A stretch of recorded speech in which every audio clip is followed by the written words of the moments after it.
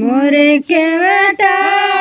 हाली बेग नैया लई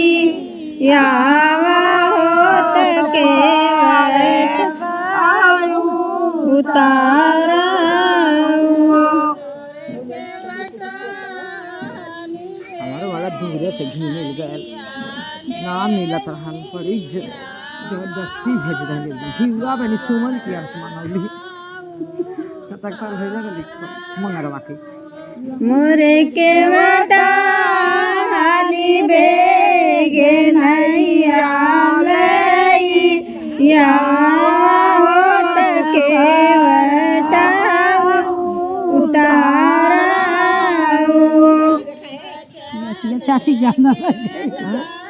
हमारे चाची की असली जाना लग गई। अरे तुम सबरे सोईसे हाई गंगैया मनाई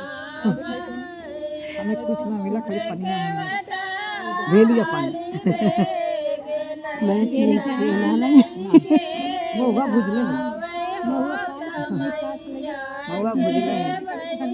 दूध पानी खोले धरने मोरे के बेटा हाली बेग नैया लई यावा होत मैया के बैठावा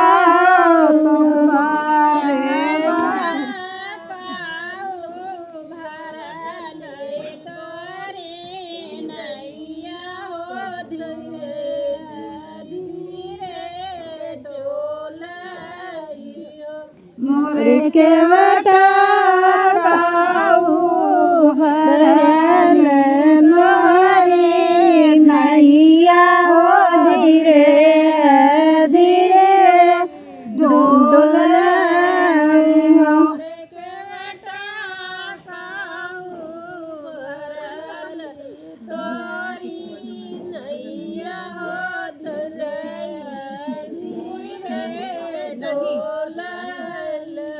मोरे के बेटा खाऊ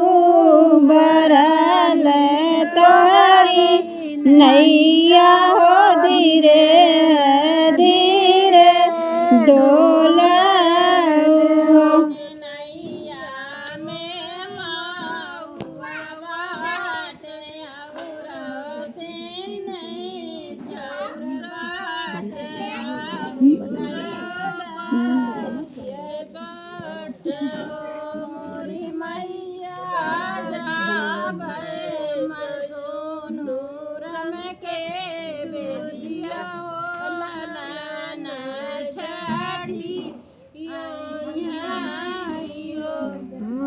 के बेटा मोरे मैया जब सोनू रम देव होत में लाला ना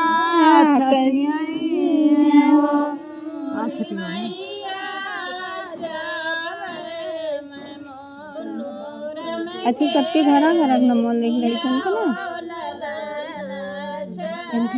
ना मोरी के जाब रम दुअर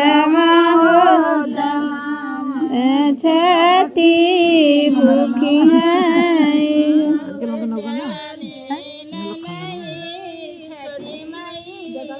आप मैंने